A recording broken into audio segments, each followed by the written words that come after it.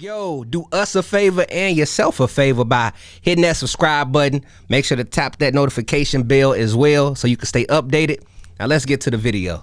I mean, just a quick story real quick. Like when we was shooting it, I remember we was outside doing that gun part. Now, of course, you know you can't just hold no gun up in the video outside like that.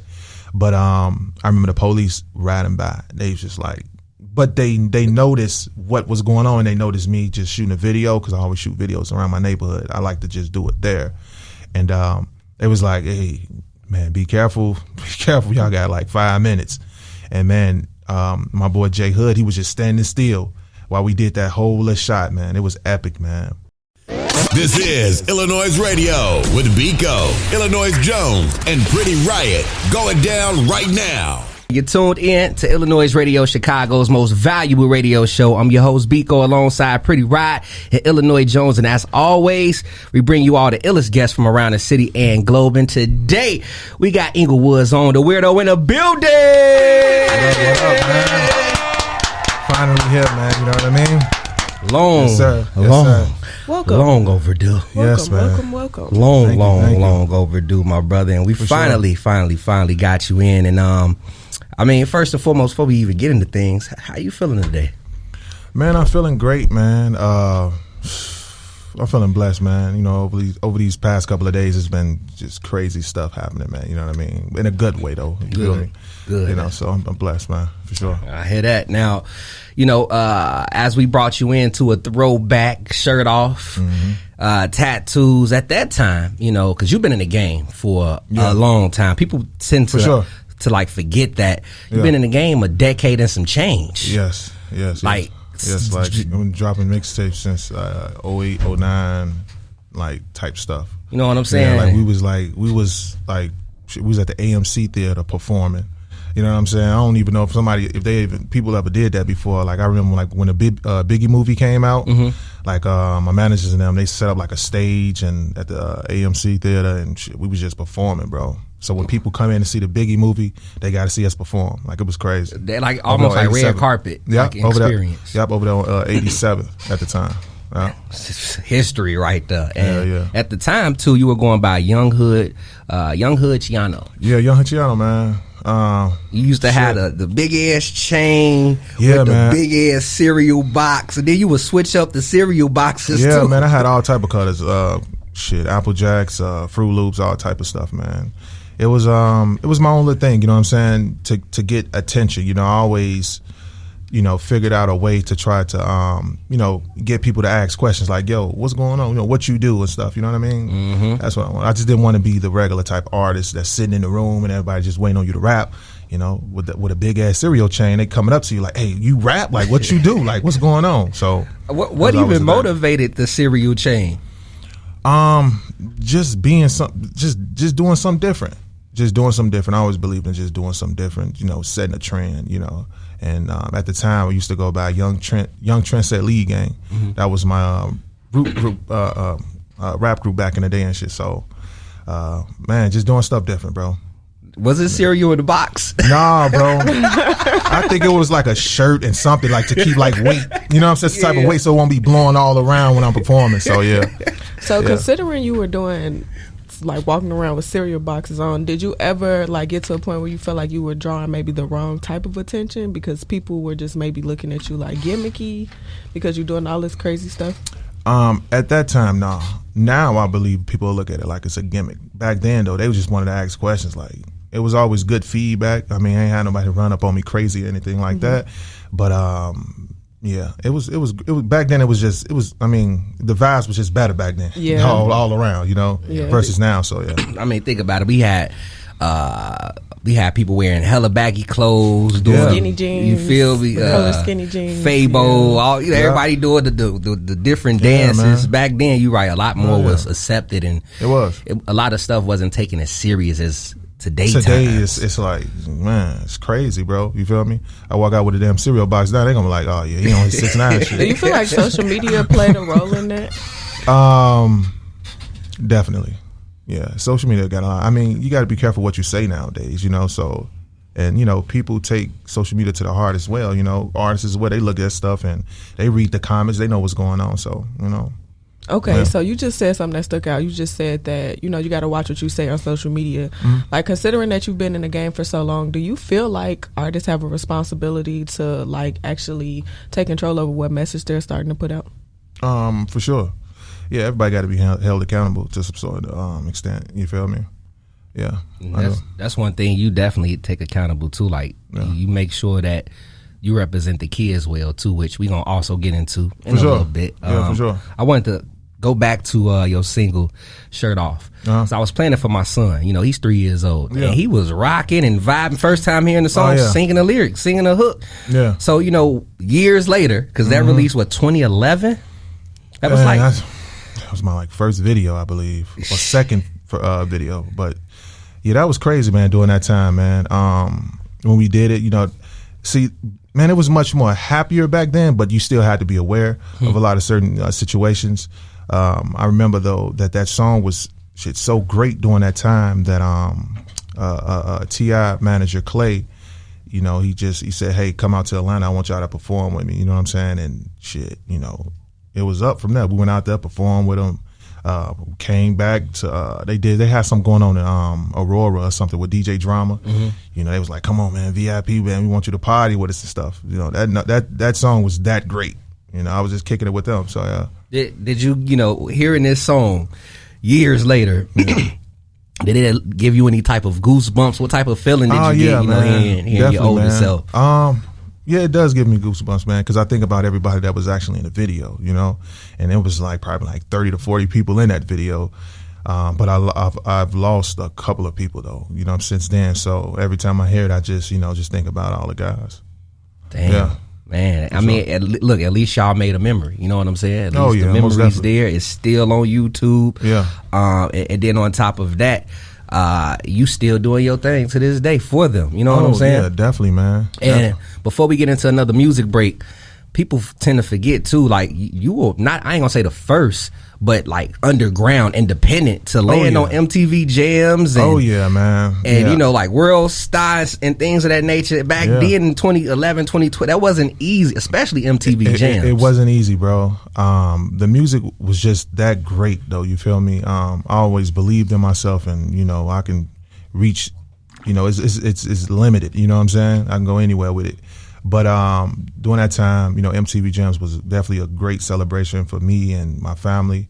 Man, it's just thinking about it though, it's just, dang, it's definitely been a long time. But made history, man. And then the World Star situation, back then World Star, when your stuff get on, it was like, oh, he's about to be on. Real. So that was great seeing my song Warriors on World Star, produced by Smiles, R.I.P. Smiles. Yeah, our big R.I.P. to Smiles. Yeah. Now, lastly, too, what would you tell your younger self? Now that you've been in the game for some years, a decade. That's a big mark. Past a decade, probably 14, 15 years now. What would you tell your younger self? Everything's gonna work its course. Be patient. God has it in line for you. So. Yo, what's up? It's your girl, Pretty Riot, and I need you to do one sminy. Yo, what's up? It's your girl, Pretty Riot, and I just need you to do one small favor for me. Head on over to your app store, search iLLANOiZE. Hit the first thing that pops up, because we the one and only, and download the iLLANOiZE app. I want to know, just take it back a little bit, because you are from Englewood. Yep. So considering that you got your start in the drill era, how hard was it to really be an artist that was not making the typical drill sound? How did you free yourself from the shackles of the traditional drill sound? Yeah, so when the drill was going on, as far as when Brick Squad was doing their thing, when Chief Keef was doing his thing coming up, I just always wanted to be different. I wanted my sound to be different. I didn't want to sound like nobody else, because at that time everybody was just following the wave. Everybody followed the herd. That's what they do. But which I'm not going to knock the culture, the drill culture, which is crazy now because it's all around the world, But with me, I just wanted to be different. I wanted to make sure when I leave a blueprint or my imprint on something, I just wanted to be DaWeirdo, that's Englewood. That's him.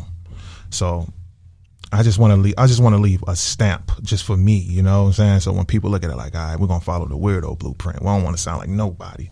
I just want to be that balance between the Chicago music and like what's going on now.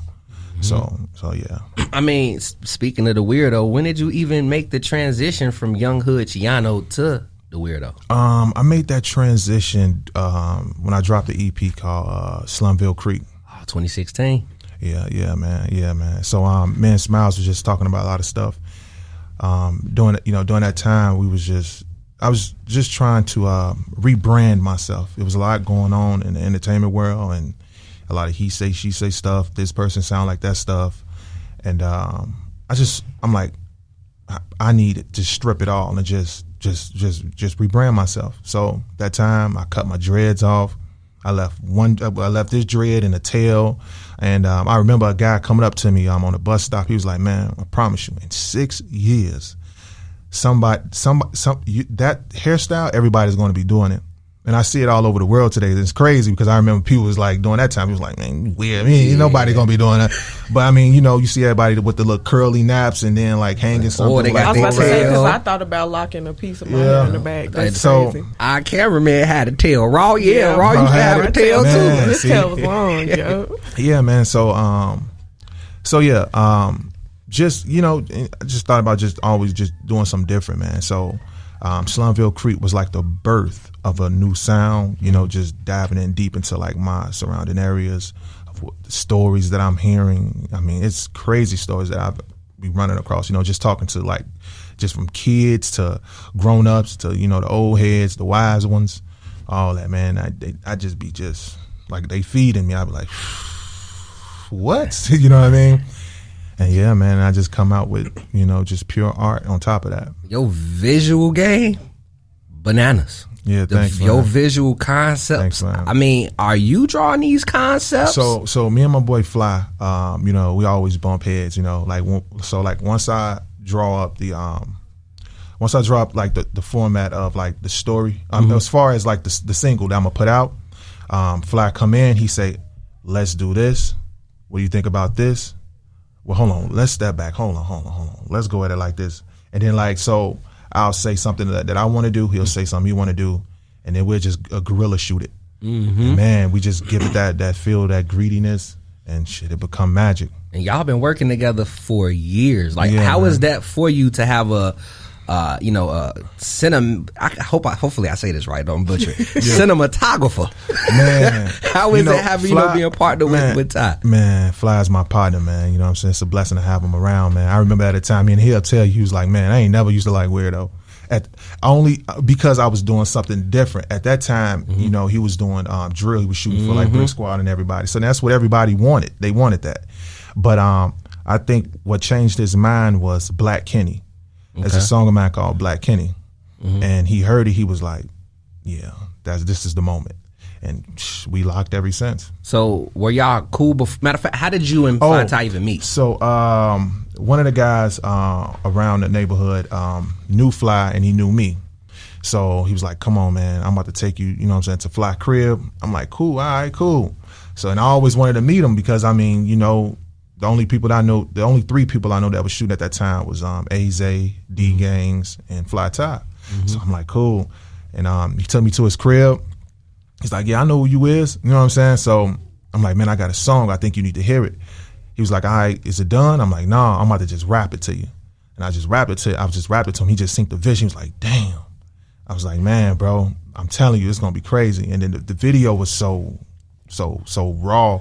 Like you seen South Park, you know what I'm saying? So I was the Black Kenny. So I have like a orange Black Kenny, he's white, but he's black on my shirt, And we just kind of like recreated a South Park theme, but like an Englewood theme to it.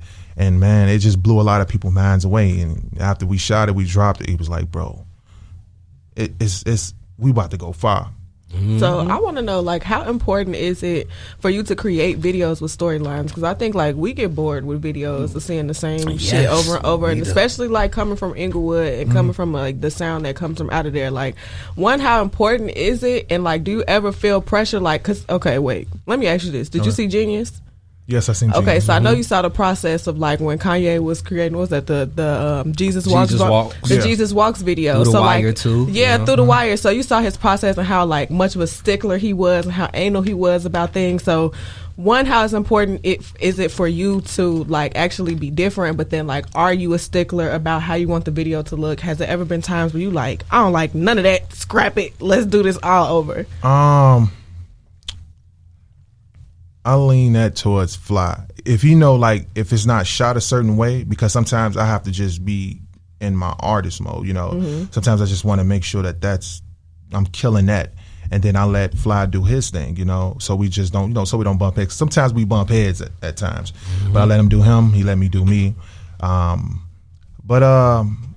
It's important to us, though, because we want to make sure that we're telling a story. We want to make sure we're giving somebody, we're giving the viewers quality, you know, because a lot of things is kind of watered down now. You know, you have, there's great videos out here. I'm not knocking anyone, but it's a lot of the same thing. It's a lot of the same thing. It really is. So we just try to, you know, stick to the norm that we know being different. You know, we got our storyboards in play. We giving the viewers something to watch. Something to take home and say, yo, watch this. What can you do? Try to break this down, you know, decode the message of what he's saying. So that's what we like doing. What's the favorite video you've shot to date? Ooh, that's a good one, because he got. I'm like, I was checking out your videos, and I'm like, y'all imaginations combined is crazy. My favorite video, man, that's a dang. I think right now I'll have to say Fake Love. Fake Love, produced by CB Mix. Great producer, great friend. Doing that video, you see me carrying a casket. Yeah, dragging it. Is that a real casket? That was a real casket, bro. Was it heavy? That shit was heavy, bro. It was heavy. That was a real casket, heavy and all, bro. We were going to do it in Englewood, though, but it was too much attention. Police was like crazy. You know, they know that I shoot videos a lot around their neighborhood or whatnot, but that was just too much. They was like, man, this is too deep. It's too deep. Whatever you're doing is just too much. So we found the spot and we started doing it. But I had to drag it, man. Half these chains, I was dragging it, bro. But I'm like 230, bro. That's what it was nothing, bro. I mean, look, muscles flexing right now, so son.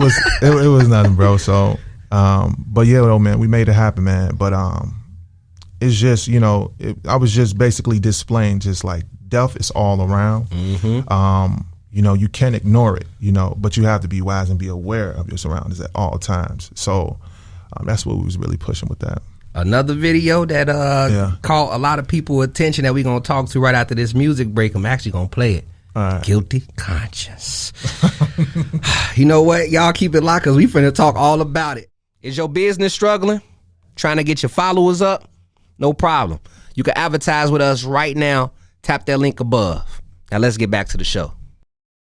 So I wanted to ask something super quick before we hopped into that video because that was dope. But for the concept for the last video, you said there's death all around me. So like considering that you did say that and you made that point, like how do you deal with that? Like do you feel like you have PTSD? Like how do you keep a healthy state of mind considering your environment and like what goes around and with you knowing that unfortunately we do live in a city where death does surround us sometimes? Yeah. To be honest, you know, I stay in my own little bubble.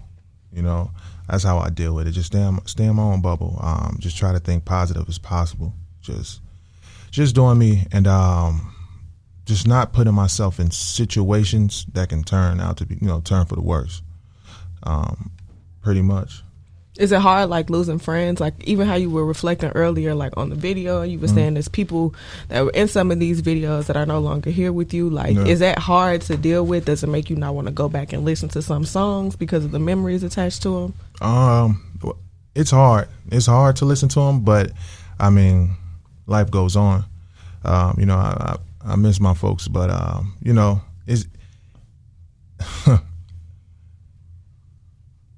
it's crazy because nobody never asked me that question before, you know, and then when you really start to think about it and stuff just start pondering on you. But I mean, life goes on, you know, life goes on.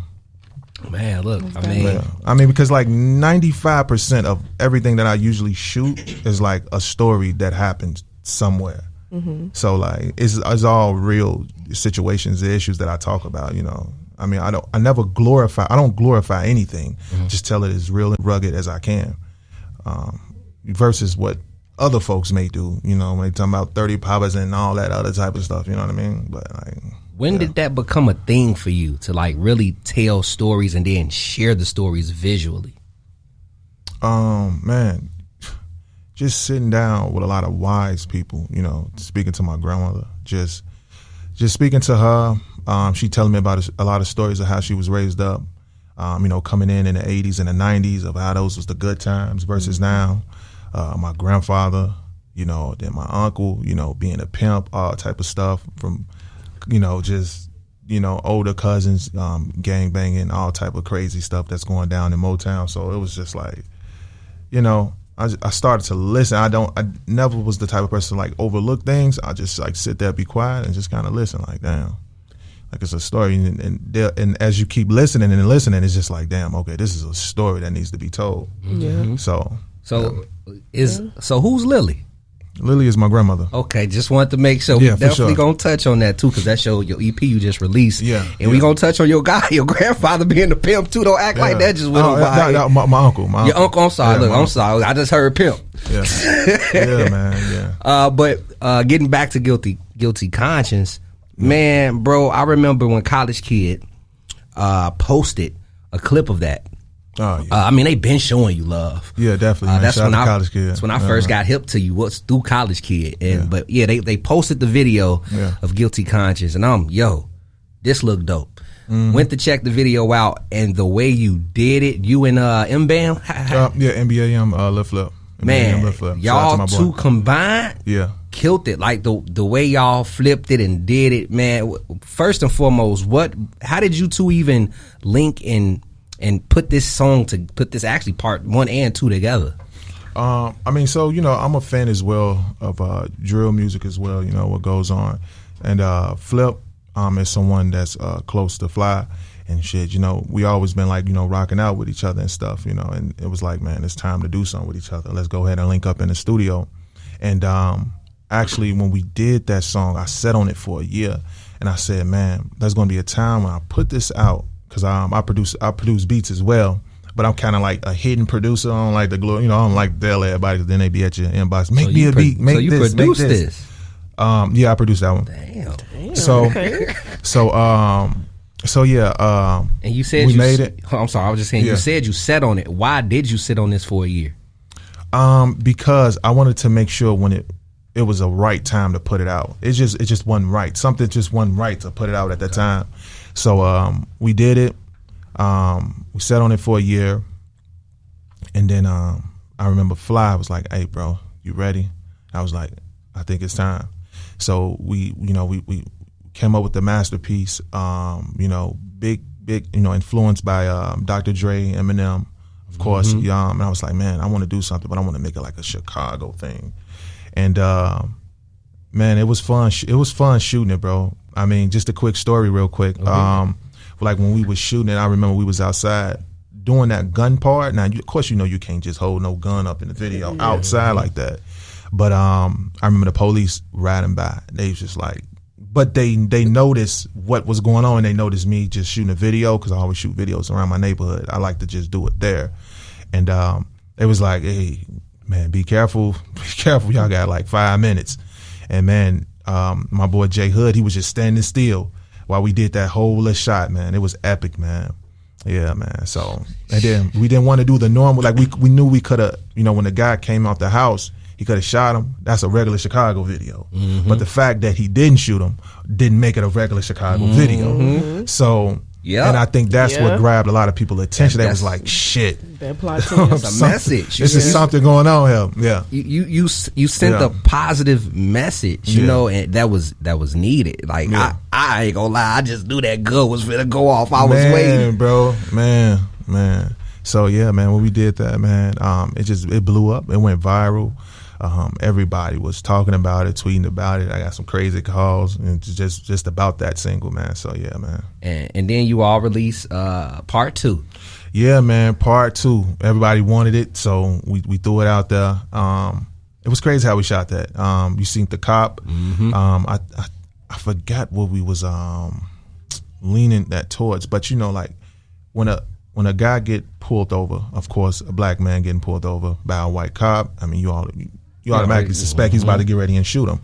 But when he went for his back, he passed this gun and gave him a ticket. Yep. You see what I'm saying? So we wanted to just kind of spook people, like, oh man, you know, we didn't suspect that, because we suspected he was gonna end up shooting him. But man, we passed that and just gave him a ticket, man, and that was crazy, man. That was crazy. We got a lot of feedback because of that. I was thinking, like when I was watching our show, was thinking how positive that was, because not all cops is bad cops, you know what I'm saying? So yeah, it's like y'all highlighted it in a way where cops can watch that and understand to do better. You know what I'm saying? For sure, yeah. So man, Guilty Conscience is one for the books. To everybody listening, go check it out. Classic right there. I'm waiting on part 3. Part 3, man. You know, hey, it's gonna drop sooner than you think, man. So there is a part 3. There is a part 3, man. I'm letting it be known today. There is a part 3, man. It's gonna drop sooner than y'all think. I got an idea, sure, so I'm gonna share this over the air too, because part 3 is already ready. So part 3, right? You know how you've been a good conscience. Well, hold on. Save it. We're gonna talk about that off camera. We're gonna talk about that off camera. You know what? We're gonna get into a music break then. You know, since I'm tweaking, we're gonna get into Tweakers featuring the late FBG Duck, man. Break down how you and Duck even put this song together. Oh yeah, for sure, man. So back in the day, you know, so I always knew Being That Black, man. Shout out to Being That Black. You know, cats used to come on 57th of May by my grandmother's crib, and my homie that had something going at the time called Dean Mob TV. You know, he used to, you know, going around recording rappers and stuff. And ever since then, you know, we knew each other. You know, we got friends in certain circles and all that stuff. You know what I'm saying? We just, you know, knew each other. And I think his partner, well, one of his guys, which is my guys by the name of Polo, came to my crib. We just, you know, sat down. We just, you know, making some music. And I was like, man, bro, I got an idea. He's like, what you talking about? I'm like, bro, I got an idea. I said, I got this song called Tweakers. I want to try something different. All right. And I want to get Duck on it. He was like, what, Duck? I'm like, yeah. He was like, let me call bro right now. He called him. And, you know, I hopped on the phone. I'm like, man, what's going on, bro? He's like, I know exactly who you is, man. What's going on? I'm like, man, bro, it's time to work. You know, so, man, you know, he showed me love, man, hopped on it. I think he recorded the track over there with Lil Chris. You know what I'm saying? And, man, they got it in over there and sent it back, bro. And it was magic, bro. That was magic for sure. It was something different. Man. And shit, man, shout out to Skinbone, man, because he hopped right on it and shit, it took off. It even took off further than I thought it was. He jumped on it, did his funny little dance and stuff. Taking a pill and stuff, wiping his head. I'm like, man, yeah, bro. And one more thing before we get into this single, the video. So for those that was like freshly introduced to you, think about it, that may have never heard of you, but may have seen the song and went to the video. It's just like a short film. For instance, people will probably be like, who the hell is DaWeirdo? Where is he at? Because you like in a video, I'm but in a video, cut. but in a cut though. Just, you know, just looking over everything or whatnot, just in my own bubble, just lost. And yeah, man, you know, when we put that together, man, Fly, man, we was like, man, let's just have fun, you know. Shout out to the place that actually let me use that place. Actually, I think they were a fan of my music. So when I asked them, can I use the place? They was like, hell yeah, come on. I'm like, yeah, man. I think that was what's those places that you got to try to break out? You got a certain amount of time to break out. Escape room. It was an escape room. Oh, an escape room. Oh, that's cool. Yeah, that was an escape room. Look, yeah. Look, you was close. Cool. You said Peer Space. Yeah, they want you to break out. I was about to say Peer Space want you to break out at a certain time. Yeah, for sure. So yeah, man, we did it there, and man, it was great, man. You know what I'm saying? I think Duck didn't make the video because I think he was doing something at the time with his label and all that. But man, we just went on and shot it. You know what I'm saying? Just having fun, bro. The way y'all did it was Perfect. Yeah. We'll be right back after this quick music break. Make sure to check out the iLLANOiZE playlist, in which we provide you with the latest tracks we play live on our show. Head over to Spotify and search iLLANOiZE Radio to follow our playlist, as well as follow our podcast. Now let's get back to the show. You're from Englewood. Yeah.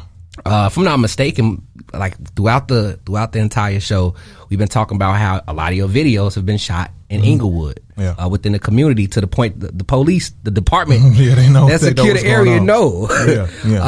Wow, for you, why is that such an important task? I mean, because that's the heart of everything. That's, man. I look at Englewood as just being the foundation of my whole creation. So I just love to do everything now, man. It keeps everything just that raw and greedy look for me. I just gotta have it. Just gotta do it though. Now, coming from Englewood, you know what? I'm taking it back again because for those of you for people may just now be getting hip to who you are. So coming from Englewood, when did you even get a taste of a feel for music? At the age of 9, actually, man.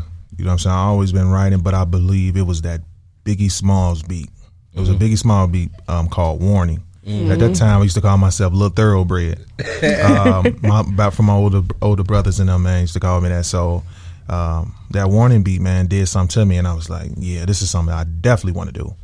And I just got into that, man, songwriting, and I was always creative, like putting things together. So it was always just coming together, man. The puzzle was just slowly connecting, man, and just finally connected. At 9 years old, like even your sound, like when did you find your sound? Because it's unique, it's the niche. Sound. So from all my older tracks and songs that I got out, there's always been this thing about my voice, like, because people will hear me, they're like, bro, you don't sound like none of how you rap, but it's me. I actually rap like that. I don't use auto-tune or nothing, man. I think the breakthrough was Slumville Creek. Slumville Creek, man. Working on that with Smiles.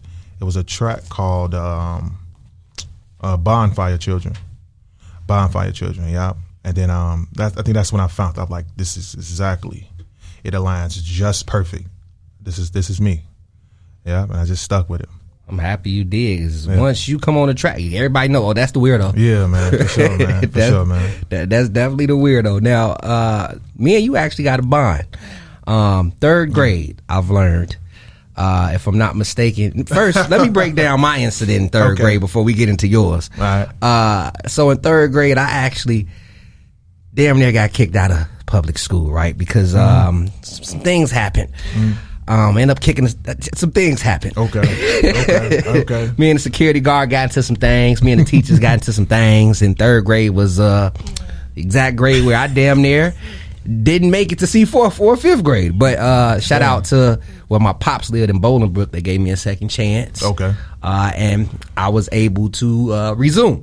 But I brought up 3rd grade because, like I said, when I heard the story about what happened to you, which, go ahead, let everybody know. Did you even graduate like 3rd grade? Yeah. Well, yeah, man. Listen, man. So I went to Granville T. Woods at the time. I think it's called Grocery.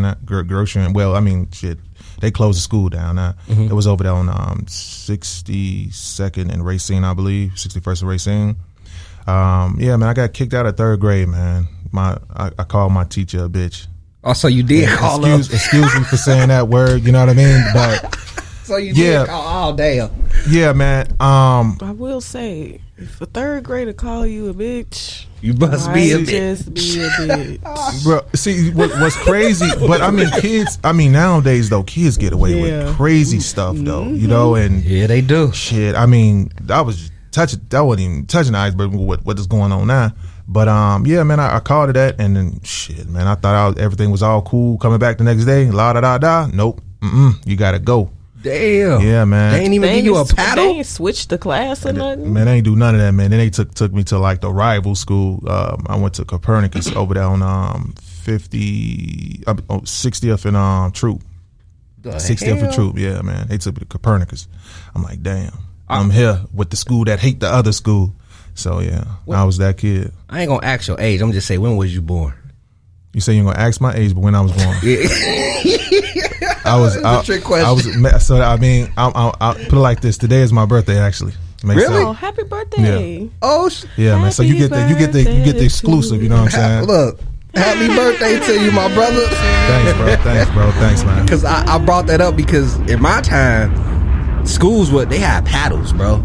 Like when I was on the verge of getting kicked out, they took me to the principal office and she had this paddle with holes in it. Like they were allowed to hit kids during my time. And some of these kids, in my school, they would have gave you the paddle. Yeah, man. I mean, it was discipline back then. You know what I mean? It was a lot of discipline, and I mean, shit. You knew who not to talk back to. You know, and if you did, then get your ass kicked out or some other shit. Damn, that's unique though. I mean, but you did you go on to at least experience high school and college?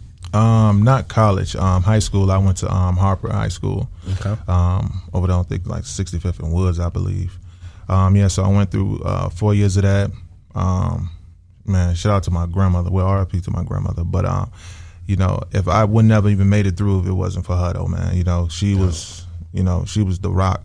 She was like, before I go anywhere, I want to make sure and you walk across that stage. And shit, I was the first out of the 4 kids of my mother had. So, what we gonna do is take a very quick music break because since we on the topic of Lillie, we're gonna actually play some music from the EP. Okay. It's called Blacks on Display. I believe that's almost the last. That's like the last track on the EP. Yeah. Break down the outro. Let me start from the top, man. So, Lillie is definitely my, dear precious to me, man. Like at that time, a lot of stuff was going on. None of these tracks was made actually, but I knew I had an idea to put something together. And, but I just lost my friends 1 week. And then the next week, my grandmother passed away on Father's Day. So it hit me. It hit me, bro. So it was a down moment. And then all these songs got created in those moments. So everything has its own story, from Angel Flus, from drinking, from Blacks on Display, from Dear Mama, from it's Don't Die Broke. Like there's all type of crazy stuff on there, bro. You know what I mean? It has its own meaning to it, man. But Blacks on Display, man. It just shows the things that we need to stop glorifying, man. You know what I'm saying? And I just talk about like, what people think of us, just it's crazy, man. Cause like I said, that album is just dear hearted to me, man. And I'm not a person. I'm not the type of person to have many words. It's just like I just let my music and things just speak for itself. So I mean, sit back and enjoy and just listen. Yo, what's up? It's your girl Pretty Riot, and I'm sitting pretty starting riots right here on iLLANOiZE Radio. And every single week, you come and you watch these great interviews, and you still ain't subscribed. What are you doing? Hit the subscribe button and turn the notification bell on too. So I want to talk Lillie. Okay. I want to know. Well, you kind of just told us that, but like, I spoke too soon on that. No, it's okay. But like, what made you really want to honor your grandmother by naming the project after her?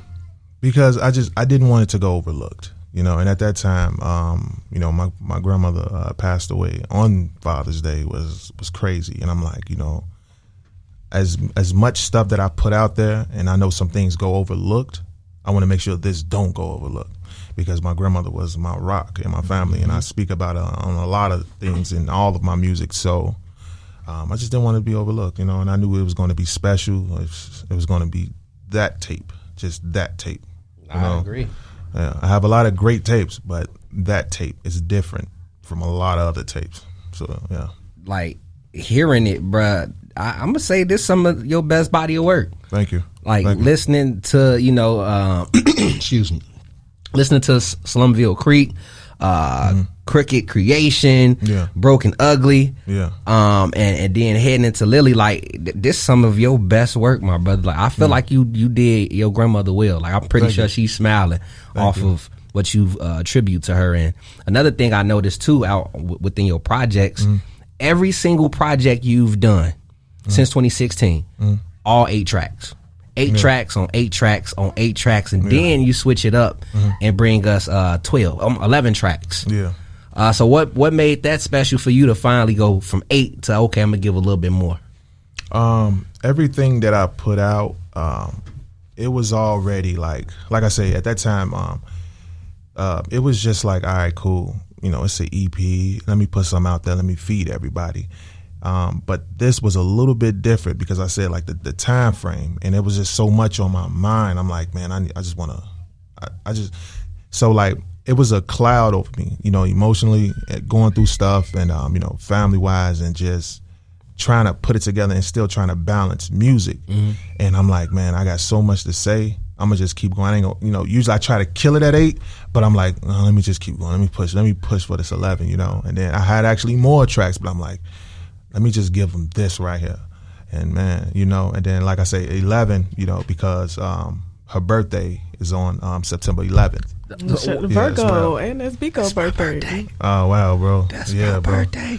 Yeah, man. So her birthday is September 11th and dropped on the September 11th with 11 tracks. So, yeah. So, yeah, bro. I'm sorry. That's special. You just touched his heart. Yeah, bro. Like, just knowing the full behind the scenes on that. It did. Bro. This is crazy. Wow, her birthday on the 11th. So that's why you made 11 track, man. Because I sure was wondering. I'm like, everything's been 8. Yeah, 8. I'm like, what is it with this 8? Yeah. And then, matter of fact, I mean, what is it with the previous releases? Why only do you like to keep it at 8 tracks? Sometimes I just feel like, you know, so I feel like a lot of my music go over a lot of people's heads sometimes. So I was like, you know, I'm gonna just keep it balanced with 8. You know, just give them something that can feed them. They can be like, you know, and receive it how they want to receive it, and just go from that. So it's always been just 8, 8, 8. I always stuck to that code, 8, 8, 8. But just like, was that 2 years ago when I dropped on my birthday? Actually, I dropped No Face McKinney project and the Broken Ugly, which those two tells a different type of stories. You know, Broken Ugly was more like childhood trauma, lyrical.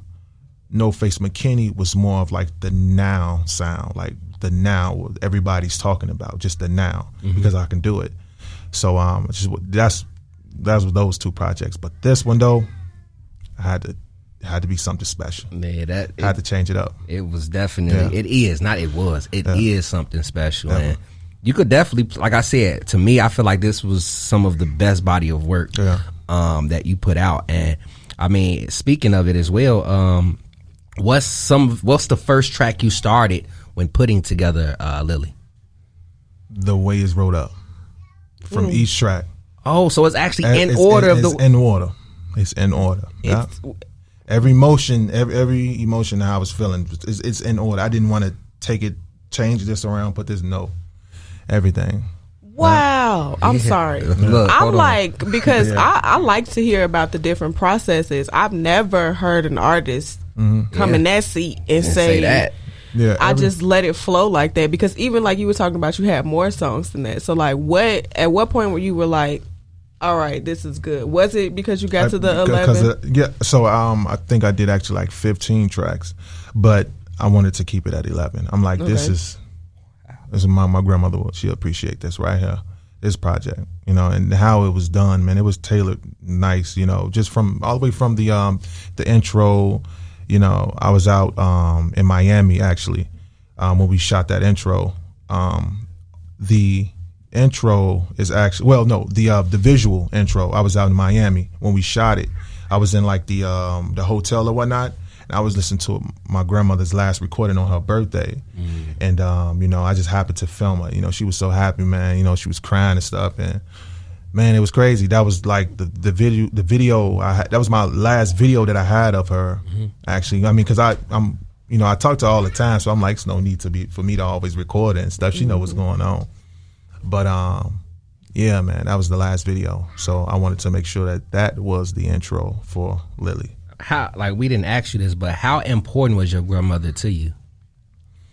Man, she was very important, man. She was the rock of like everything, you know. I mean, I grew up in like a poor household, you know what I mean? I grew up on 61st in Loomis, where I was born over there. I was raised up on 52nd in Bishop. Okay. Grew up, and then shit, you know, we ended up living over there on 61st in Loomis, just for a while. But, you know, my mother, she was the type to always be in the streets. My father was always working a 9 to 5, so it was kind of like a lot of absence going on in my household. So it was kind of forced me and my brothers and my sisters to just, you know, to just kind of grow up at a fast pace, street smarts, all that type of stuff. Like my mama, she showed us that at a very young age, because that's what it was for her, being in the streets. Mm-hmm. My father tried to keep us sheltered a little bit, like grounded, like, you know, work hard and all that stuff. But like, we really wasn't hearing it because he was gone most of the time. Mm-hmm. Right. So, you know, we just fell towards the streets and just, you know, we got it how we got it. So pretty much, so if I'm not mistaken, what I'm hearing is your grandmother kind of like raised you. So after a situation took place with that house, we ended up going over to 57th and May, and we ended up staying with my grandmother. And my grandmother, she was more like, you know, disciplined. Like, hey, we eat at this time. Make sure, because we didn't get that, you know. Well, shit, we ate at 2 a.m, like our dinners. Yeah, like, see, because there was a lot of absence in my household. So like when we ate like broccoli at 2 a.m. Like my brother done found some broccoli. That's why your ass so swole now, spinach and broccoli. It was crazy. I mean, it was crazy. Like we ate like at weird times. Like, I mean, we ain't had shit to eat. You know what I'm saying? So we ate at like weird times when we did find it, because we got up. We were so hungry. We was forced to get up and try to find something to eat. That's not so. Damn, man. So then when my grandmother. So like when we went to my grandmother's house, a lot of things changed. She showed us that structure of like family, of like, you know, that value, like what it means to be family and how we should move. And you know, she was a Christian woman, you know, very, you know, into that Bible, you know, all the time, you know. And I remember sitting back talking to her. I said, Grandma, you got another Bible you can give me?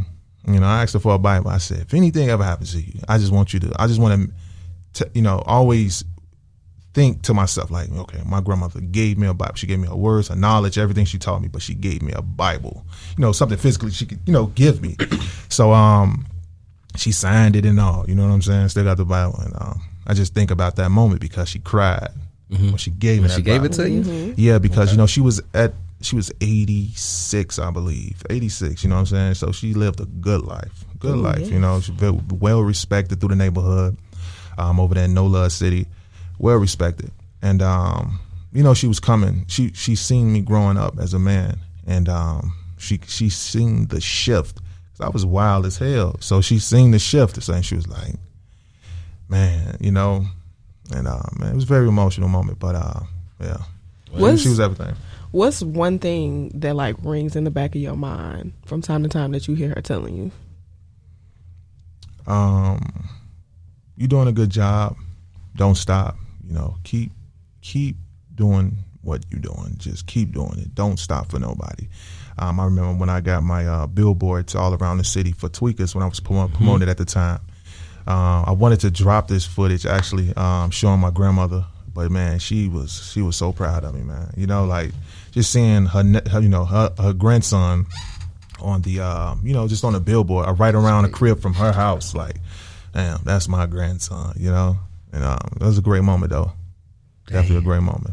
Damn, DaWeirdo, yeah. You got me a little emotional, man. I ain't come here on Saturday and get emotional like this, but no, real. Like I'm happy that, you know, that you did this, because, like I said, you did a tribute in the way it needed to be done, and the project super solid. I done played it like 3 times now, because it's not too long, and. You know, when some people see 11 tracks and they hear EP, they would think it's an album. Yeah. But the breakdown of EP is extended play, and it's it's supposed to be the duration of 30 minutes. True. And it's under that. And I'm like, man, this is solid. It's 11 tracks, but it's a solid 11 tracks. So, like, learning the backstory of things, my brother, man, yo, you more than a creative visual thinker. You a real thinker for real. Thank you. Man, I'm sorry, I'm lost for words right now. But let's actually I want to chip in on a couple things I saw on your IG before we outro. For sure. Saw you with John Monopoly. Oh yeah, man. Working on some big stuff, man. You know what I'm saying? We working. We got some stuff in the making, man. You know, a lot of it's gonna be a big shift, change. You know, so we working on something major though, for sure. Good. I love to hear it. I see you also European tour 2023. Oh yeah, definitely got some stuff going on with my boy Patrick out there, man, in the UK. You know, they showed me a lot of love, man. I did some work with them and stuff. So yeah, we got some stuff going on, bro. And I finally got my passport. Look, Finally, because I know how that look. I know how that is. I missed out on a couple of things, man. You know what I'm saying? You know, shout out to my boy Will Gates, man. You know what I'm saying? Big shout out to Will. I wanted to go with them on that trip, man, with Freddie Gibbs. You know what I'm saying? I had my passport, couldn't bust the move. Speaking of Freddie Gibbs, I see you been with Freddie Gibbs too. Like man. Anything in the, I don't want to mess nobody blessing up, but I got anything in the works. Oh yeah, definitely, man. Yeah, I got a feature with Freddie Gibbs, man. It's definitely dope. It's called "Lean on Me," man. That track is crazy. And if you heard this discussion now, you can only imagine how the track gonna sound. So, it's definitely dope, man. Called "Lean on Me," man. Shout out to my boy Andrew Lore, produced the beat, and yeah, definitely dope. Can we expect it this year? Or yes, for sure. Okay, for sure. And you said you actually made about 15 tracks for Lillie. What do you plan on doing with the remaining records that you have? I haven't thought about it. You know, it's just sitting, bro. It's just sitting. You know, it has its time. You know, it has its time. Look, yeah. Oh my goodness, my brother. Yeah. And shout out to you say your uncle. Shout out to your uncle as well. Shout out to my aunt, man. Yeah, man. He taught me a lot of crazy stuff at a young age, bro. Everybody got that uncle. I swear. I got that uncle, man. You know what I'm saying? For the real. You know. That's that cutting Pete. I swear. For sure. Look here. Let people know how they can get in tune with you, how they can stream Lillie. And if you got any up and coming events, any up and coming like, what do you got in store for us this year? I talked about this last year. I said, you know, my New Year's resolution. I believe I said I want to track with Denny Brown. I said I want to feature from DMX, but RIPX. I think I said I want to track with I know it was features that I wanted. It was features that I wanted. And you know, to add to that though, I got this year for sure you can expect more major features coming from DaWeirdo. Man, you can expect some crazy more videos, you know what I'm saying? Thought out quality videos. You know, just work, man. Just putting in a lot of work, you know. Yeah, just putting a lot of work, man, for sure, man. And before I actually get into this single, it just came across my mind. Are you independently signed, or are you signed to a label, or are you independent? You know what I'm saying? I'm gonna say this right now, all right, man. I like to keep everybody thinking. I like to keep everybody thinking. I had to bring it up. We'll see what happens. Look, all your music. It's 2022. We'll see what happens. Regardless, your music is professionally wrapped up. Your monetization is on point. Your licensing is on point. For sure, bro. For sure, man. I don't want to label myself anything anymore. You feel me? I just want to be I'm an artist. I'm an artist. I'm a creator. We're gonna keep it as that, you know. And wherever God leads me, that's where I'm at. Hey, y'all heard it here. That's DaWeirdo. Sure. Y'all. Did you even give out your social? Oh man, yeah, man, definitely, man. Y'all can find me on IG at DaWeirdo God.